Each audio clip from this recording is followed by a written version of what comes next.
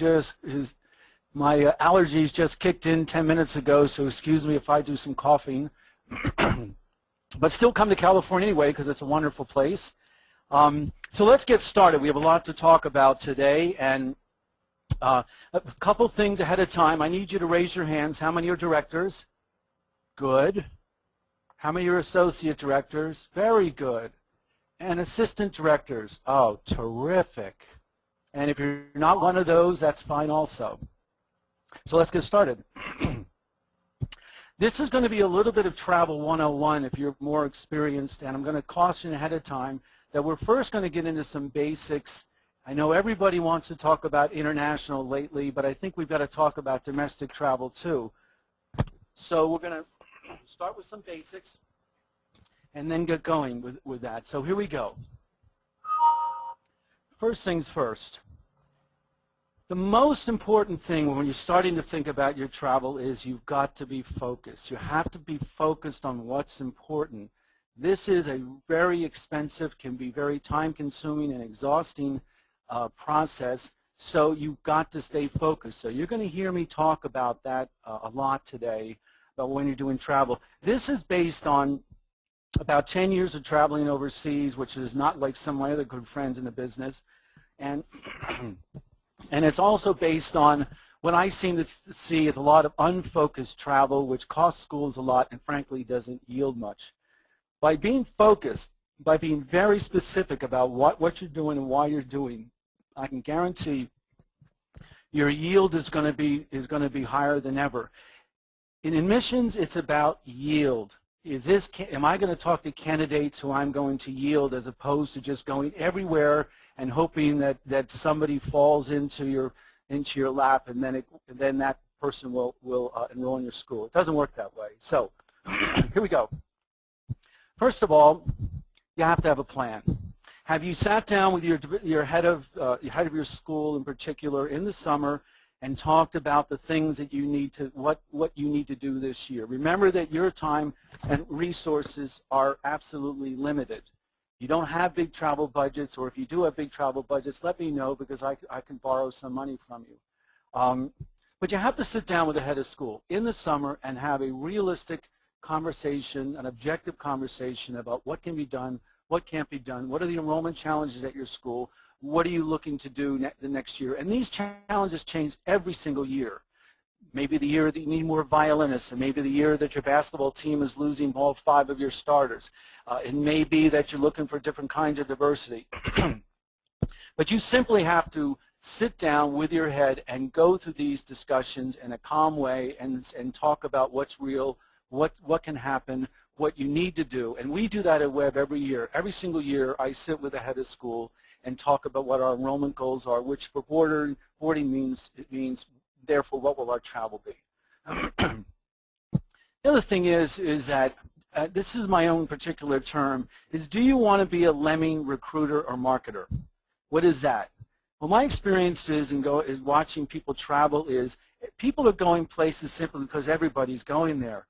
But that's not necessarily what's going to work. Do you want to be just a lemming marketer going over the precipice with everybody just because everybody's doing it when it doesn't work? You've got to stop and say, wait a minute, does this really make sense for me, for my school? I don't believe we should be doing this kind of travel simply because our competitor down the street happens to be in North Dakota. He may have a lot of connection in North Dakota. Why would you go there? So think about that. The other thing is by having a plan, it's my favorite thing is to hear about board members saying, well, listen, I heard that Andorra has a lot of money. Maybe we should go there. How many of you have experienced that? Or maybe how many of you said, my favorite is go to Dubai. That's where all the money is. Let's go there. Well, think about that. If you don't have a plan, you fall into that trap. You end up going to Dubai. You hang your sign outside a hotel that says, Webb is here, and no one cares. You have to have a plan. If you're going to go to Andorra, if you're going to go to Dubai, you have to have a plan. It has to make sense. It has to be part of an overall enrollment goal, not just because you heard it's a good place to go. By having a plan, that gives your communication plan focus, and it continues to be about focus. Your messaging will be focused. You'll know exactly what to say when you get to each country or each city or each state or each consultant. This is important. If you don't have a plan, you're going to be all over the place, and it's going to cost you a lot of money. So in case you want to know what the definition is, here it is. Think about that. Think about that when you're going on the road and why you're doing that. My contention is we are doing a lot of things in our schools that we've been doing for a long time simply because we've been doing them for a long time, but they're not working. But we continue to go every year, but it's not working. But we continue to go every year because our head says, can you list for me all the states you've been to this year so I can tell the board what a good job you've been doing. My contention would be, having been on a board of trustees, I would say, that's great, you've gone to 32 states, but how many of those have actually yielded anybody? So I don't want to know about the number of states you go to. I think keep it simple. Small is bigger there. So you got to do the research. I know you know this, but just in case you don't know, how do you know where the inquirers are? How do you know this information? What's inside those inquiries when you're looking in your database? Can you mine those inquiries and look seriously about where the clusters are? Can you use MapPoint to dump them into an Excel spreadsheet so you can see where the clusters of zip codes are of your inquirers and then decide if maybe that's where you want to go? If you see a cluster of inquiries in Chicago, as we once did, we then zoomed deep into that part of Chicago and found out, well, that's not exactly the kind of place, part of the Chicago maybe we wanted to go to, or maybe we would want to go there. Or if you saw a cluster in Florida, you know, what's going on? Oh, it happens to be that you have a couple families, alums down there that are starting to spread the word. But by doing this kind of research gives your plan focus. And what are the trends? Are you starting to see surges of inquirers from certain areas, certain countries? And what does that mean? Just taking names and just emailing them is not going to make sense to me.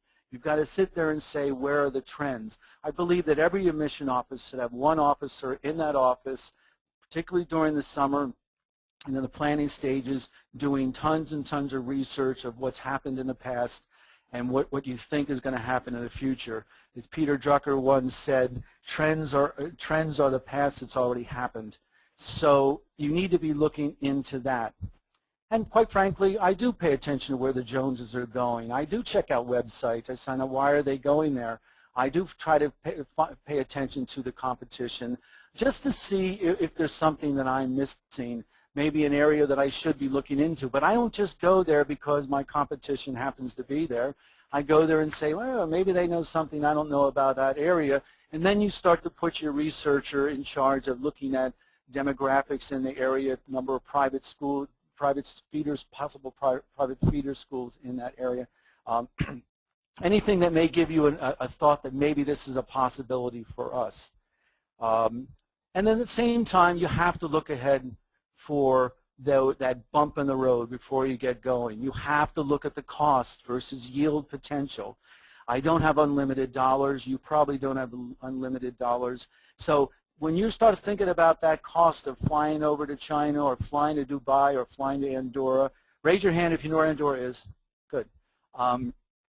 If you look at that, you've got to decide, is this cost worth going to get the yield that I'm looking for? That's the most important thing. And not necessarily the yield in year one, but in year 2, 3, because later on we'll talk about this kind of travel and that you're going to have to commit to it for a while once you decide to go there. And actually you have to decide, do you really want to go there? Do you really want to go there?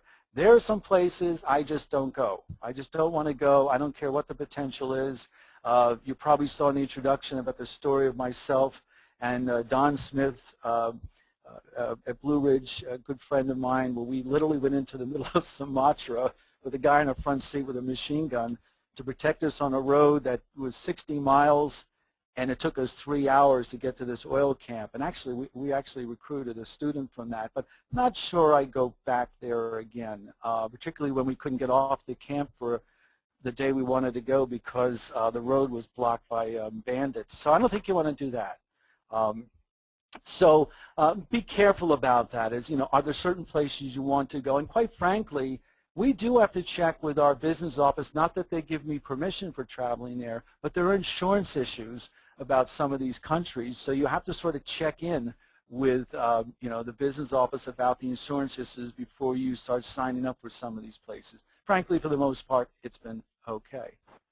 So I thought we'd first talk a little bit about domestic. I know that we want to hear about international travel, but let's talk a little bit about just the things that I think about. When we're about to plan, as we are right now, my office is already starting to plan this coming year.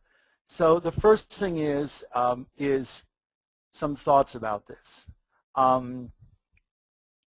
What about the fares?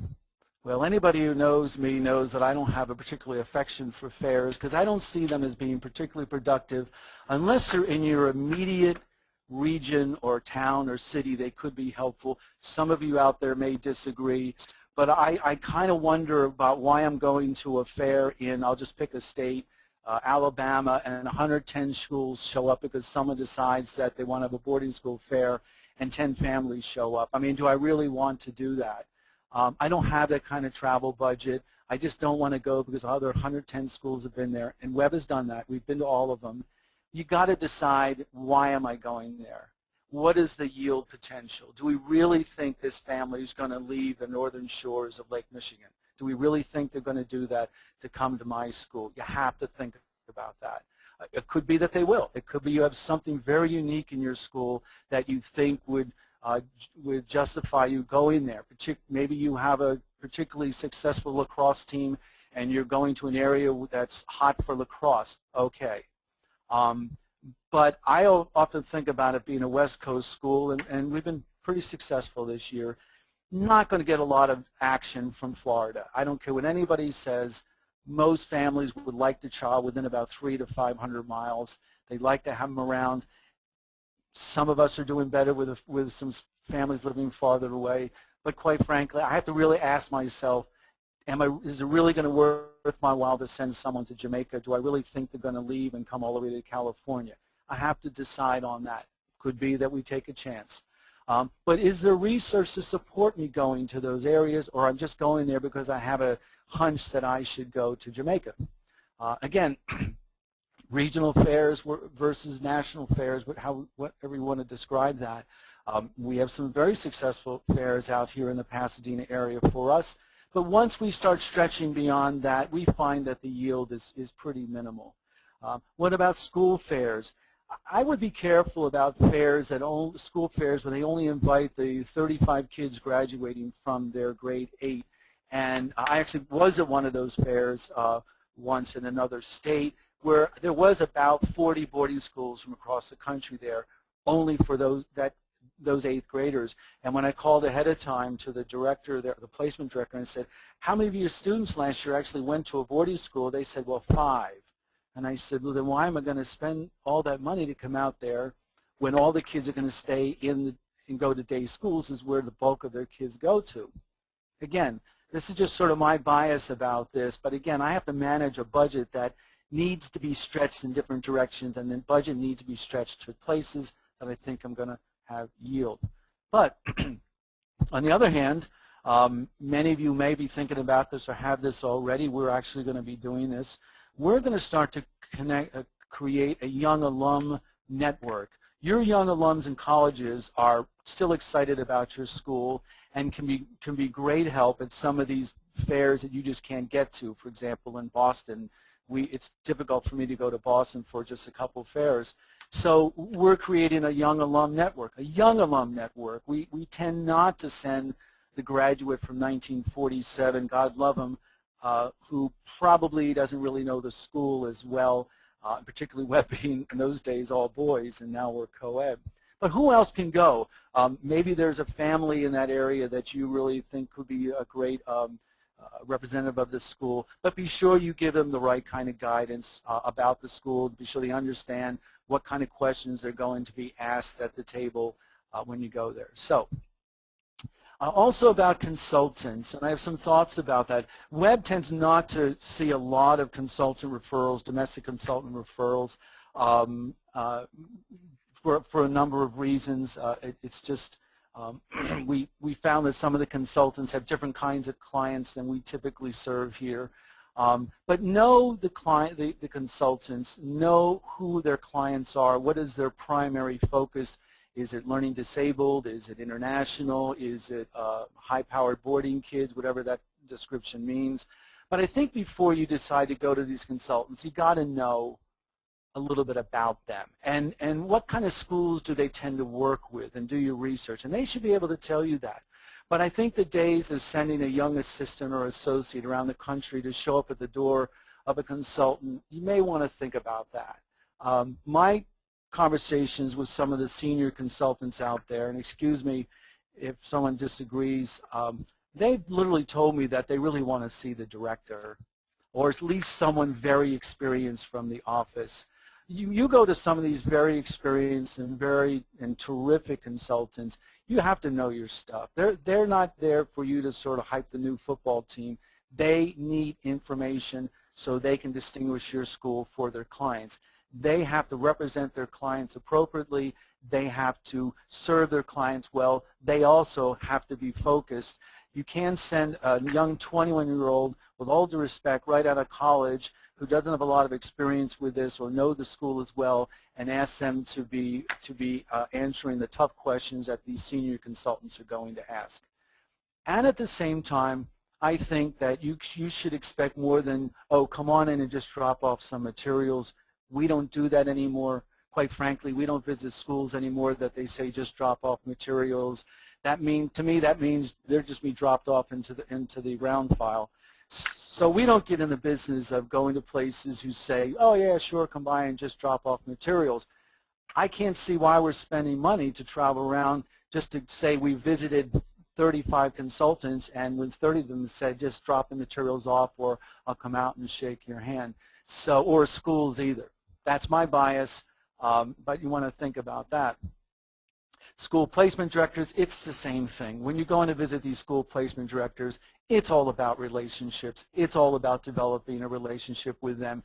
It's a trust relationship, as all admissions work is. Be sure you know about these placement directors and what they're doing, and know the challenges. I'll tell you one challenge we had in South Bay, San Francisco, terrific school placement director who called us sheepishly and said that he could no longer have boarding schools visit. And we were like, why?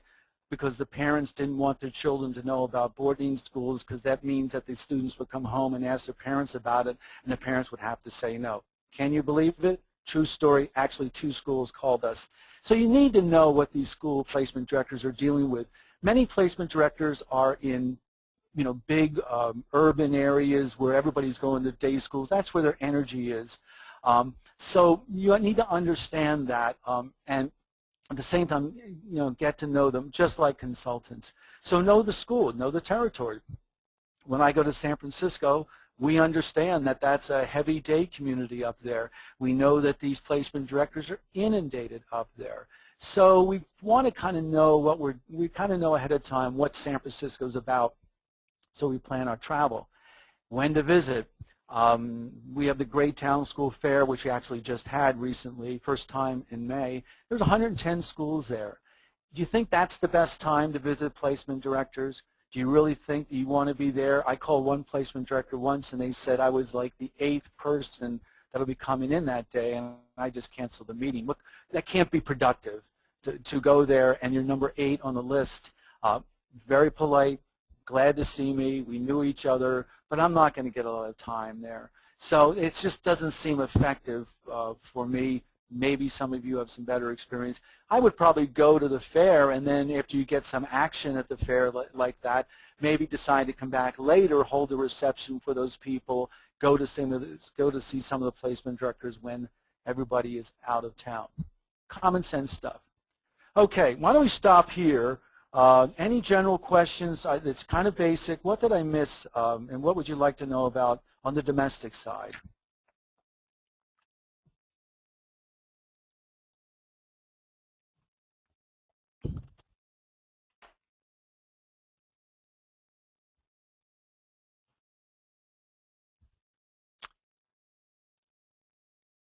Okay, Karen, any questions?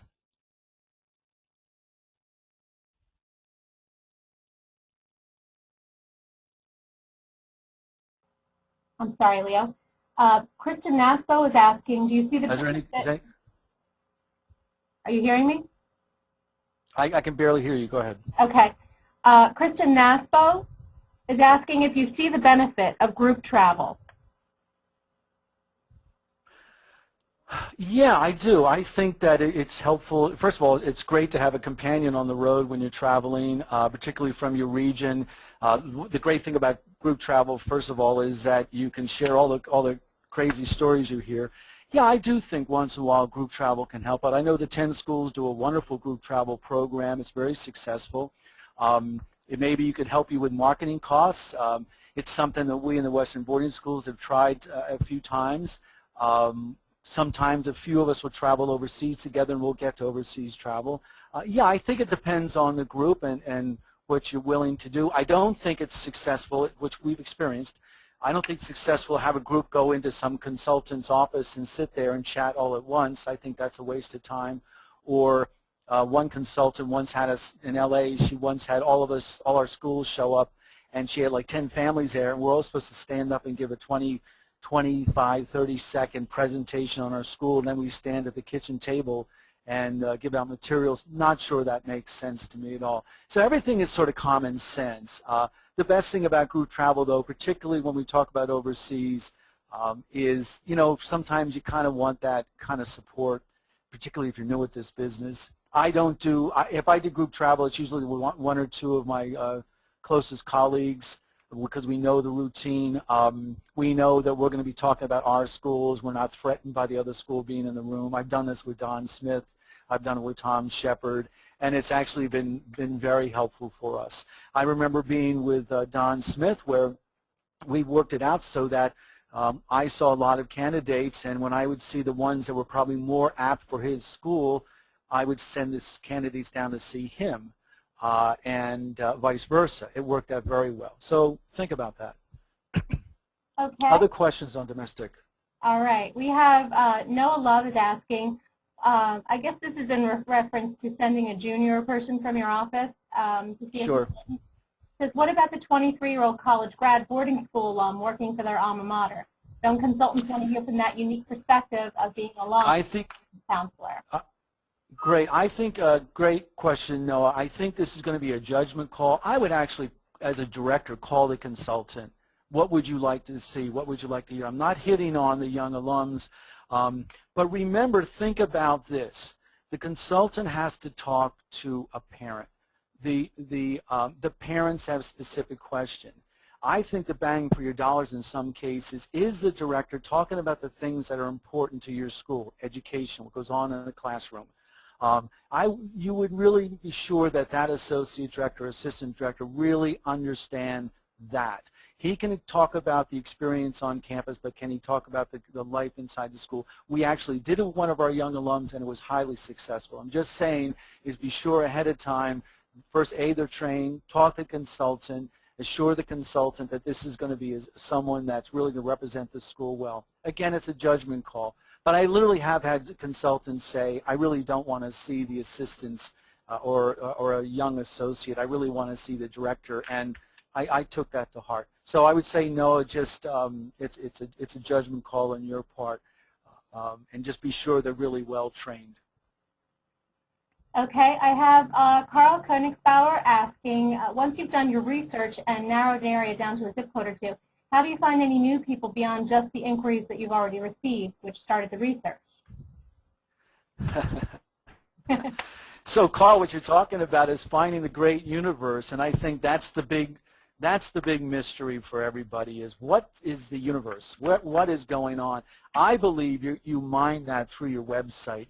We have a pretty sophisticated system where we can actually mine inquiries into the website, people who find our website and then start to inquire with us, people we didn't know anything about.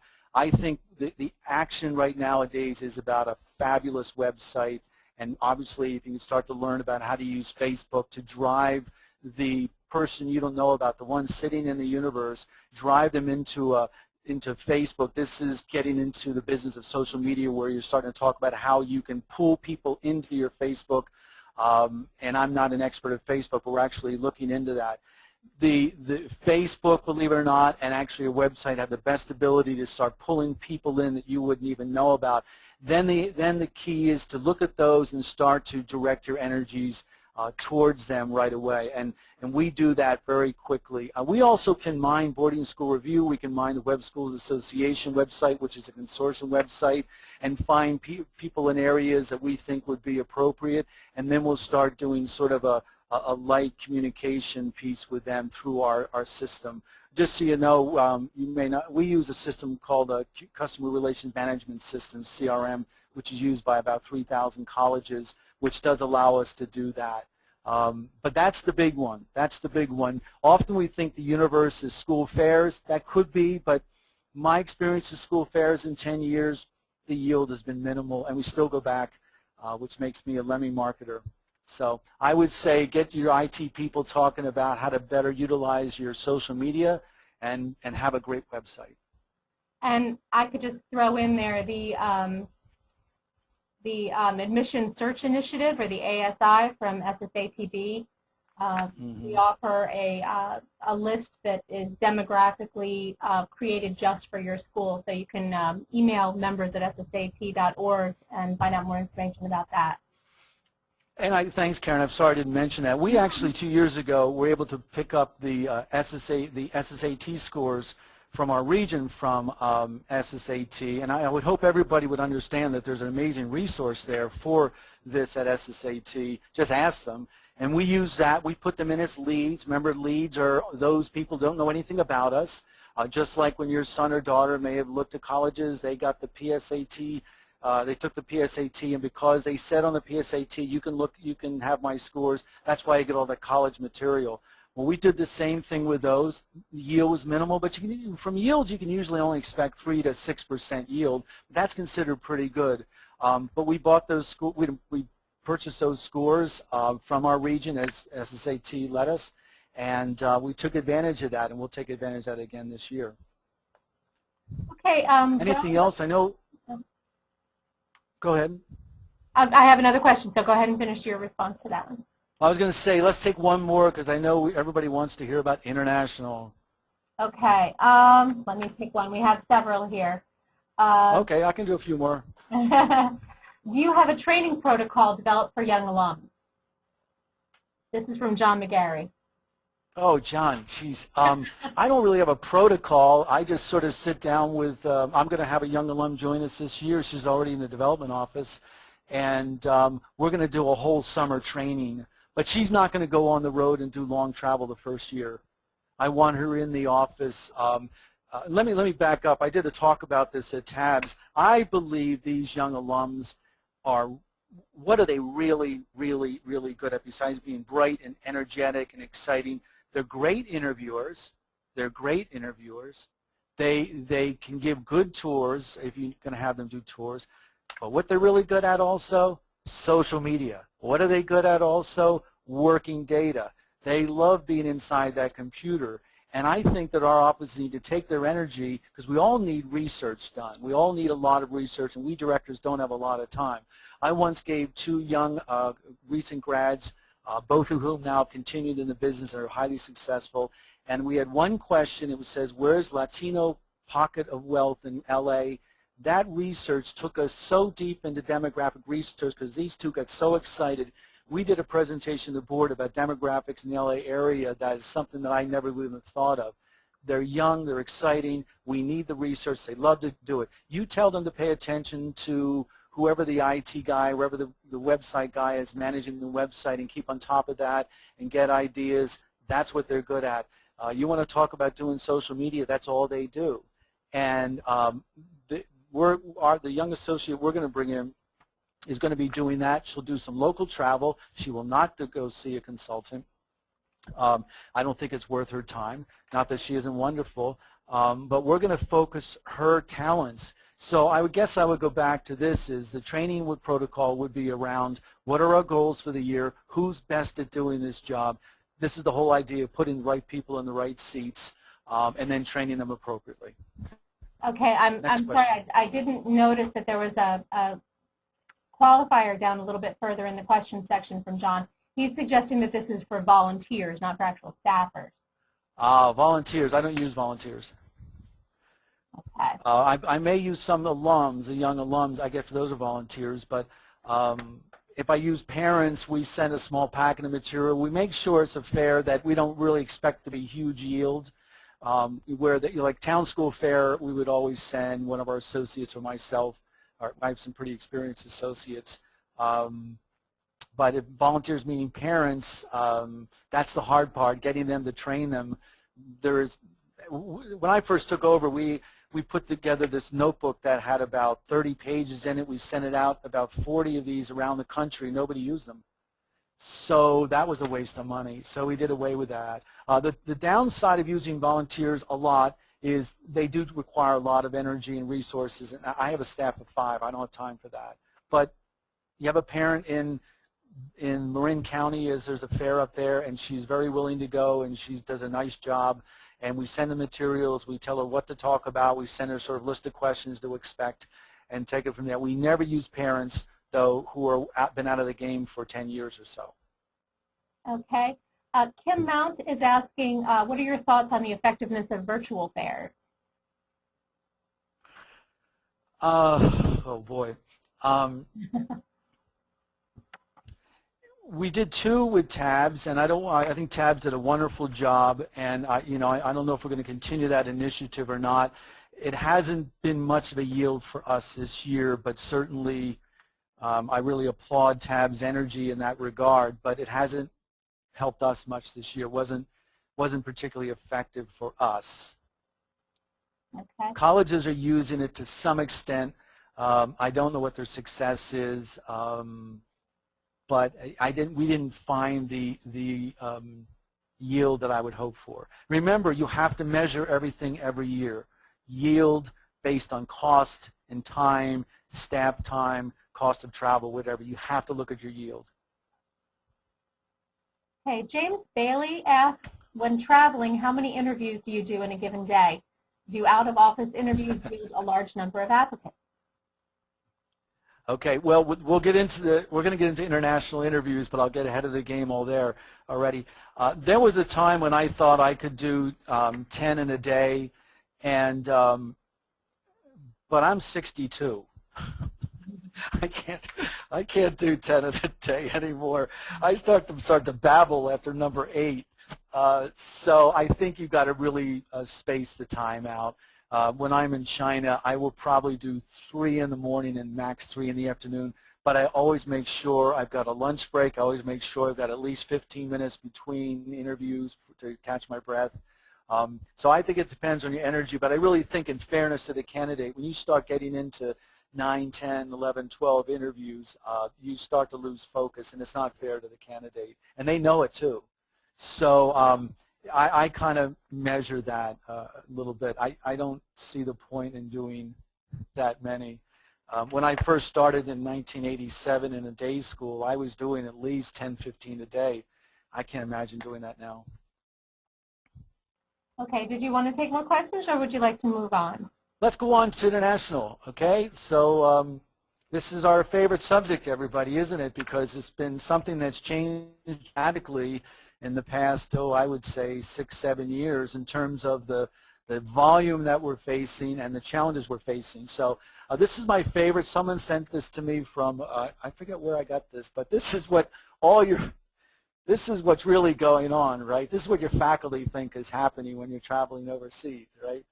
And we know what we're really doing there, even though you may have different ways of traveling over, but we know what's really going on, and it's down in the bottom right corner. But let's talk about this, because this is a big one. I mean, what are the challenges out there?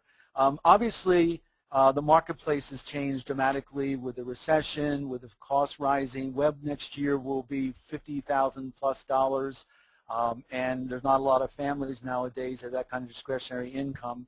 So everybody, including colleges, including state colleges and private colleges, everybody's going overseas. We're also doing it for mission-oriented reasons because it's a good thing to do. These kids bring enormous enormous quality to the campus. Their experiences is something that day schools just can't, for the most part, can't replicate. And so we're very proud to have an international population on our campus. But also the practical reasons is, frankly, it does provide income where that helps us provide financial aid, quite frankly, for other families right now, domestic families. We don't provide aid to international families. The reason why is because we can't calculate what the real need is, so we tend not to do that. Some schools do, and that's fine. So, but the increased market from one country, China, has created real possibilities and real pitfalls. And when you're dealing with these different countries like China, every country has its own imperatives. You have to understand that country. Certainly we're all kind of overwhelmed, or really overwhelmed, by applications from China, which creates possibilities. But you have to know the culture there. You have to know what you're working with, particularly in that expanding market. International travel is not cheap. It's pretty expensive. And you've got to think about that before you're spending $13,000, $14,000 just in one trip. Quite frankly, I don't travel by coach, which I won't do. We travel, and the school's fine with that. I do travel business class because I want to be rested when I get there. I don't want to be exhausted, but it's expensive. So international travel is something you have to think about. And I do feel for some of the young families, a young parent who's over there for 4 or 5, 6 weeks. My children are grown, so I don't have to. I can't do 4 weeks even though my children are grown, but I can't imagine doing that with small children. So you got to really plan about that. I do think, this is just an observation, excuse me if people disagree, I see a lot of lemming travel as everybody is just going because everybody else is going. And I'm not joking about a country like Andorra. My favorite was Dubai. When that Dubai suddenly became on the scene, everybody rushed over to Dubai, and I said, why? You know, is there a private school market? Is there this desire to go to American schools like there is in China? If there is, great, but I just think we've got to be a little bit careful about that because we're so pressured to kind of find the next new student that's not traditional. So let's worry about that. You've got to remember that you can't keep thinking that the culture operates the way we do. And we can't be judgmental, though we tend to be at times. It is the way it is. It is a certain way to operate in China, the culture operates, which is not a bad thing. It doesn't necessarily operate the way we do. And we tend to think that the mission processes make sense over there. They don't. They don't make sense. And we have to rethink that. And I think the school that solves that and understands the culture, which means sending someone, the same person, by the way, all the time to that one country, you start to get it. I don't know if I've gotten it yet, but I've been going there since 2004, and I learn something every year. But I spend a lot of time talking to families and respected consultants and parents to learn about how people think. We have to stop thinking that everybody understands exactly how our mission processes work, because we think our mission processes are perfect. They think they're a little crazy. You can't expect good yields in 1 year. We're becoming very successful in Russia right now. That's because my wife, who's the associate director, has been working that since about 2005. She goes over every single year. Every time I say that I'd like to do the trip instead of her, I get shot down, which of course happens all the time. But you have to commit to a market for at least 3 years. Once you decide that's the market you want to work, you've got to be there at least 3 years. You can't just go in and expect to get a big yield the first year and then say, oh, I didn't get anything, so I won't go back. You have to commit to 3 years. So that's sort of my benchmark for it. You've got to be patient. You've got to come back and read the reports, Mr. Director. You've got to think about the costs. You've got to see if this is the right thing to do. But once you send someone, please send the same person. Reminds me of the days when I was a college counselor in Hawaii, and the West Coast schools knew Hawaii. They always sent the director, always sent the same person, because Hawaii is different. Hawaii is very different than the mainland. And we used to smile at these schools that would send, particularly from the east, would send a different person every year. And the kids would sort of smile about that because a person didn't understand Hawaii. Where do you think all the kids ended up going? They went to the West Coast. So think about that. Couple things, remember now, the term is you're not in Kansas anymore, that's the old phrase, right? Is got to plan carefully. What's the potential? Do I really think I'm going to get someone out of Laos? Do I really think I want to make that travel? Do I really want to think that because Myanmar is suddenly becoming a little bit open that it's time to go to Rangoon? Do you really think that? You've got to look at the potential. And you've got to be sure that the schedule is sane. Many consultants, or mission officers I should say, do these fairs where they're in the fair one day, on the plane the next morning to the next fair, on the plane the next morning to the next fair. You're not taking any time, A, for yourself, or time to really stay and spend time meeting candidates and doing a sort of a kind of a programmed way of looking at your travel. But the travel has to be sane. And again, I said this before, you have to know the country and its culture. And it's actually the most fun of all. Just as an aside, from my travel experiences, every country has different security issues at the airport. When you go to the Istanbul airport, before you walk in the door of the airport, you have to go through security. And you go through security at least 3 times. And believe it or not, you have to know, I literally plan ahead every country I go to. I plan ahead how early I get to the airport to plan for security. So little things like that are important. Think about what to bring. You have to be careful about your travel, what clothes you bring. You've got to check the weather ahead of time. Don't overpack when you're there. Laundry is expensive over there, but you've got to decide what to bring. But you should travel relatively light. Okay. International fairs. Those of you out there have been there. We've done the TABS fairs. They do a great job of creating these fairs around the various countries, Korea, Hong Kong, Shanghai, Beijing. They go into Bangkok at times, Taiwan, Istanbul. They're really doing a great job. I actually look at those very carefully to see which ones I want to do. My early years, I went to all of them except for one. Only because we had a lot of candidates from there. And I learned a lot. But what you should expect at the fairs is what you're seeing in that picture in some of these countries. Frankly, the Shanghai Fair is like a filings basement sale gone bad. It is a mob scene. I'm not saying it's a bad thing, but it's a mob scene. So going back to my previous slide, what do you want to bring? Don't bring over those big boards with all those pictures on it. Don't bring all these little trinkets that talk about your school, pens and things like that. Nobody cares.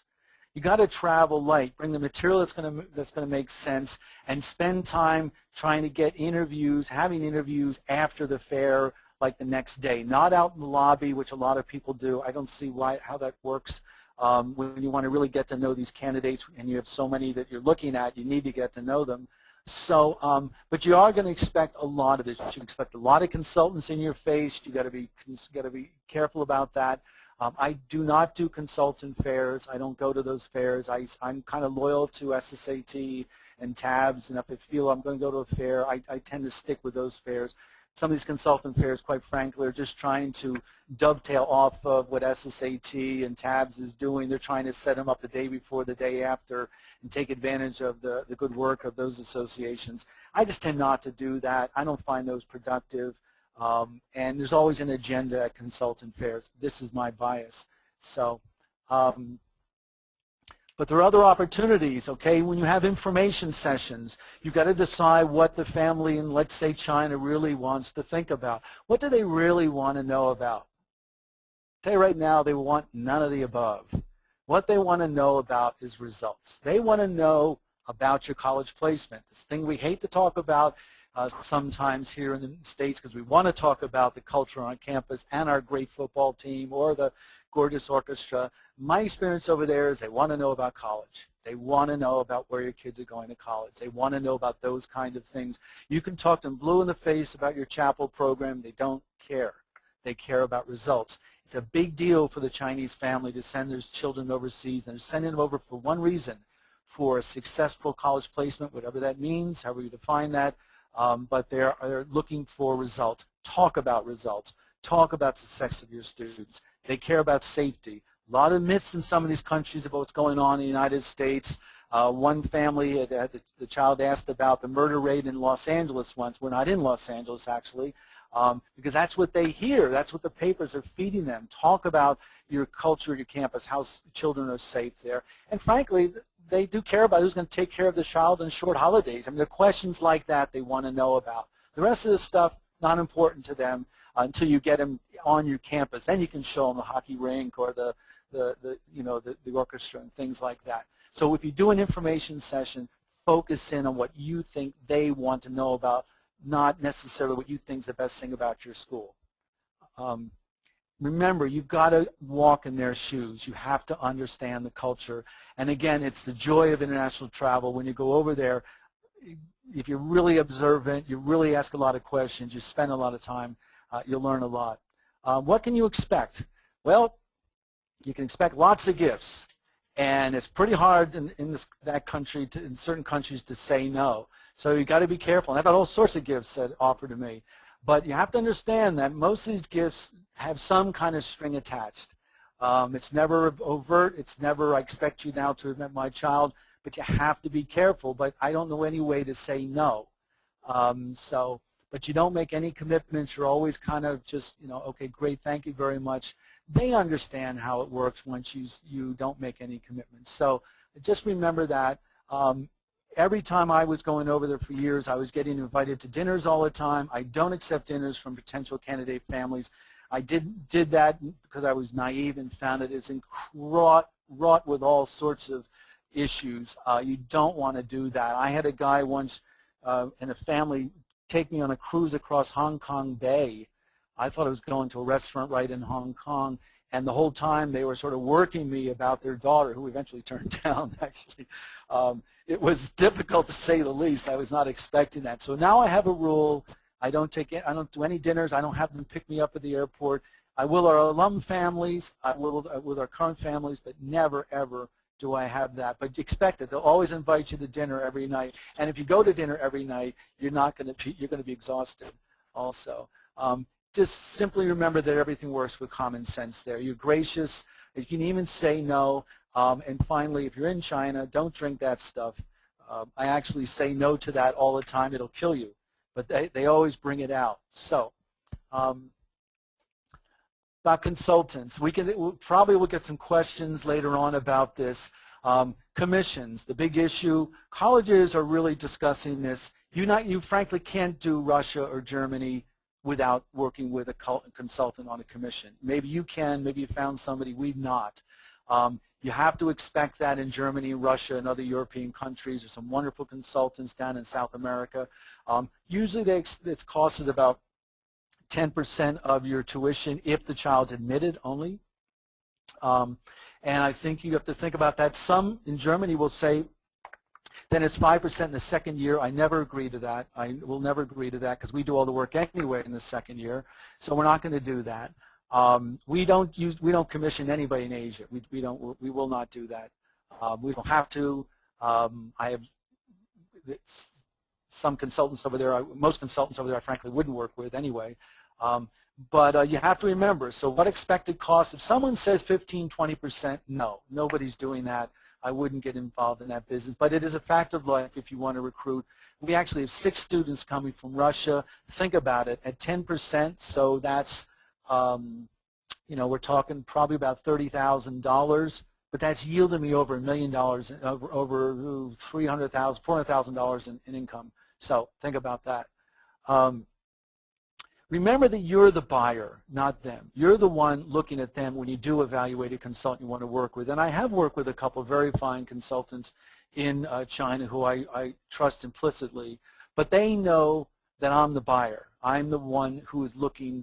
They have to prove to me that they have the right kind of candidates for me and understand my school.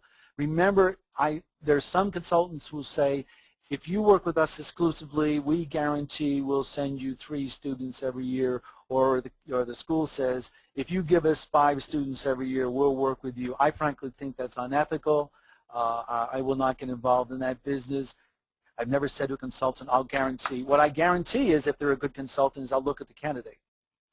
I will say we'll give them serious consideration, just like a feeder school. We give serious consideration because you've sent us such good ones in the past, but there's never a guarantee.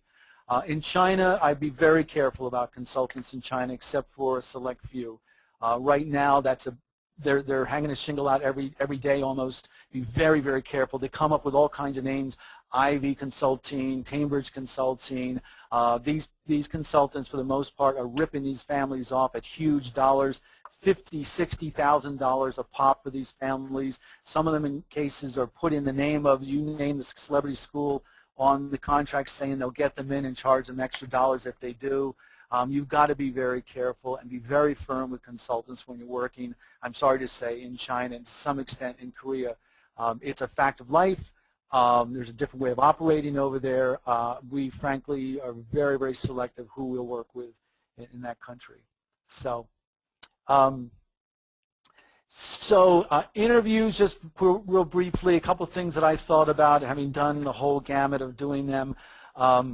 Getting ahead of getting the set of questions you want to ask, and you need to, in some countries, make sure that you don't ask the same questions, because if you're asking the same questions, that family's going to go back and tell the next family, and they're going to prepare for it. Think about what you want to do. We do spend some money sometimes on business centers where I've got quiet time. They're not inexpensive. Where I will, after a fair, for example, just book the business center for 2 days. Sometimes as much as $100 an hour, unfortunately. But it's a great way to really get to know the candidates. Some officers will do it right outside the fair. I'm not sure how that works. I don't see how that could work. But I was in Hong Kong and had real success in the lobby of the Conrad. Just got a quiet corner. I reserved early in the morning, about 8 o'clock, where it was quiet, and interviewed there, and it was fantastic. Not sure you always need a translator. I did it once with one of our family translators. It was an assistant to this particular parent. Very, very helpful when the parents come there. But in cities like Hong Kong, it's not as much of an issue as maybe the more remote cities of China and the other countries. But typically, you don't want to be interviewing a kid who can't speak English anyway, so maybe you don't need that. So let's get into other options here. The concern we're going to pick on China. The concern over there is it's pretty difficult to verify these records anymore. The resumes, I wouldn't trust the resumes. I wouldn't trust in many cases, I wouldn't trust the essays. You know, it's going to be difficult to find out what they are. What I would do with the essays is take SSAT's essay, and I would look at your application essay and compare the two. You'll often find that they don't match at all. So we lean on SSAT. We only accept transcripts test scores from SSAT, never accept them from the families. You can't really trust the transcripts in China. They all look alike. Frankly, in China, transcripts aren't that important anyway, because everything is about a thing called the Gaikao, which is the big exam, and that's all they prepare for. So we decided, in order to better make our time more effective, we actually contracted with an American group called Vericant. Great guy, Chris Boner.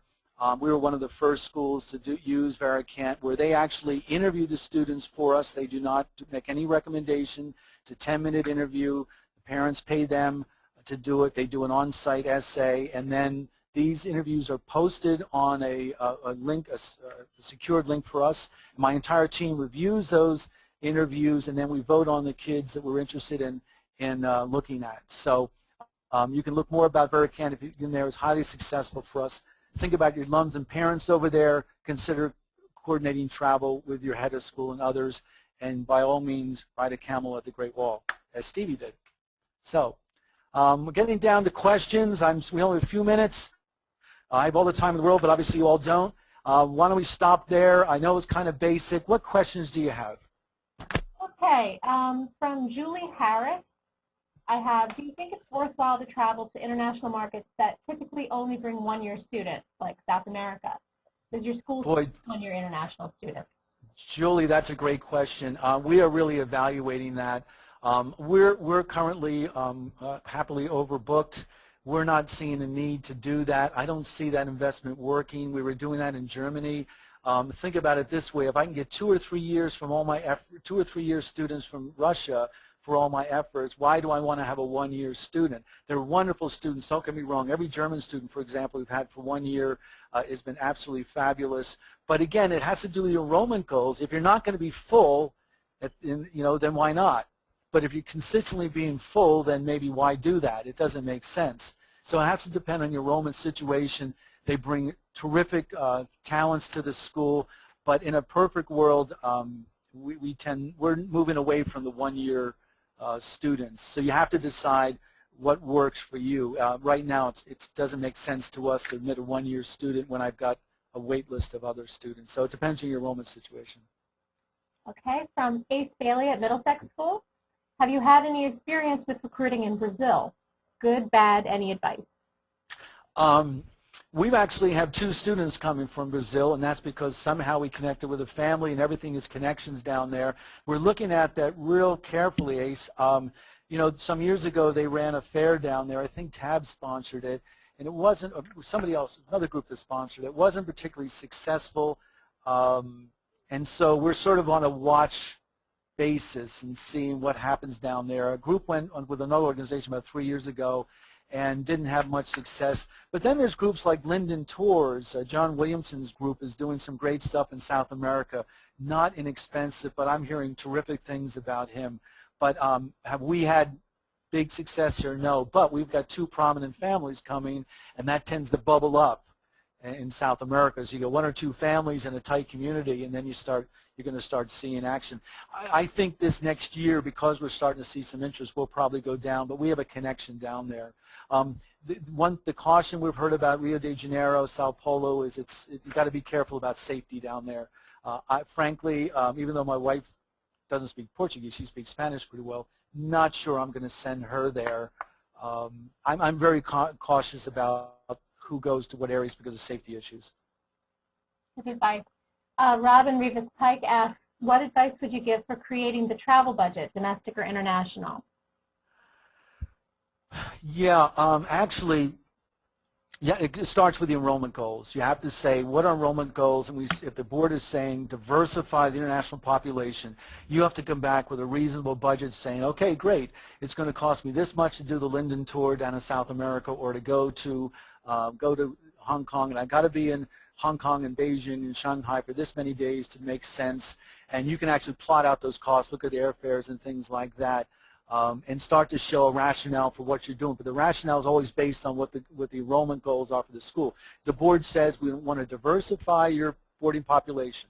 They're saying this all the time now, international population. You can say, well, let me tell you, Mr. Board Member, what that's going to cost. And so you have your assistant research that, put the numbers together and present it to them. It's all based on your enrollment goals. Okay. That's all the questions we have for international recruitment. Okay, back to domestic. Let's see here. Do you plan any domestic, this is from Julie Harris also, do you plan any domestic travel around only inquiries in your database to meet with as opposed to fairs? Yes, we tend to look at where our inquiries are. We actually in our database can have real-time statistics pop up in front of us to show us where the inquiries are by state. And as we start to see those build, then we look at the regions where they are, and then we'll build our travel that way. We've limited the number of fairs we'll go to. We've had a little bit of success in Austin at that fair, so I'll send my assistant back there. We had a little bit of success in Lake Forest. He may go back there. But the fairs don't drive our travel philosophy. The enrollment goals drive it, and you're right, the inquiry base drives that. It's a great question. Okay, I actually do have one here from Noah Love. He's asking, what about summer programs? How does your travel reflect your recruiting for summer ESL programs? We don't do ESL at our school, and we don't have a summer program for international students, but we're thinking about it, but it won't be ESL. I think that those are great programs to have on your campus. I'm looking at great programs like Wyoming Seminary's program and Wolfboro. Those are great programs to have on your campus. We're going to be thinking about that in 2 years, but it's going to be more of a different kind of program, cultural immersion, but it's not going to be ESL. Anyway, then that has to be included in your recruitment travel when you're recruiting for the full-year program. When you're meeting that consultant in Germany or Russia, they would love to know about your summer program. They would love to know about it because a lot of those kids over there are going to summer programs in England, and why shouldn't we in the United States start grabbing that market? So if you've got a really neat, interesting program on your campus in the summer, then by all means during your regular recruitment season, you're talking that in parallel with your four-year program. It yields great results. So by all means, pump the summer program. David D'Amico asks, do you coordinate travel with your alumni office? We do. We go over about the same time, but we have different focuses. So I may show up at an alum function that night, or I may host a reception for admission, and they may show up. But we tend to operate separately unless there's a current family that we think is going to help us with a potential student. We'll work with them. So some do, it works well, and some don't. It depends on what you're trying to accomplish over there. Remember I said in the first slide about being focused. You can't be spending your time talking to alums and donors. That isn't your job. It's great to meet them. It's great. But your job is to fill those beds. And if doing alum dinners at night and alum lunches and things like that are taking your time away from that, then you're not doing your job. Okay. I want to also suggest that if you have any questions about international recruiting, SSATD just put out a Trends in Admission International report, which actually answers quite a few of the questions that I saw here today, and also gives you some facts and information on the trends that are going on right now. You can find that on admission.org. In the Admission Buzz, there's a special report section, and you can find a PDF of the report there. And you can see here, I've got a my email. Anybody out there, if I missed something, I'm sorry. Please email me, and I can expand on your question. Send me questions. I get them all the time. I'm happy to help. You want to call? That's great. I hope this was helpful. Again, it was pretty much Travel 101, but we can go in great detail if you have a particular question, so let me know. Are there any other questions, Karen? We have one more from Noah Love. Oh, no, I love your questions. Yeah, he's really bringing in the questions. This is great. Are there any countries you've sworn off of because they aren't yielding anything? Well, not because they haven't yielded anything. In some cases, we have enough applicants. I don't go to Korea right now. I go to China because, frankly, there's some unbelievable students as there are in Korea, but I go to China because frankly, we're bumping up against some terrific schools that the top Chinese kids want the top schools, and I want to be part of that mix. That's a tough one. No, not really. I haven't gone to Bangkok back in a while, but that's just we haven't seen much going on there.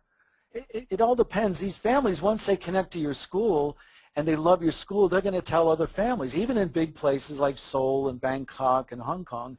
Once your name is out there, you become inundated, and you get to the point where then do I really need to go there? You have to decide that. No, I haven't written off any at all I can think of. But that doesn't mean I'm actually visiting them full time. Okay, I think that's it for the questions for today. I want to give a great big thank you to Leo Marshall. That was an excellent presentation, and I hope that everyone found it as useful as I did. Thank you, Leo, and hopefully you'll be presenting for us again. And thank you to all of our attendees today. And one last comment. If you get a chance, go to the conferences. Go to the SSAT conference. That's where I learned everything when I first got into doing the boarding business. I was in a day school for a long time. So go to the conference. Go to the conference. Ask questions. Listen about. That's the key to everything. Just like Woody Allen says, it's all about showing up. Go to the conference. The questions are bubbling up. The issues are changing constantly. If you're not going to the conference, you're not tapped in. So go to the conference. Thanks, everybody. Thank you, everyone.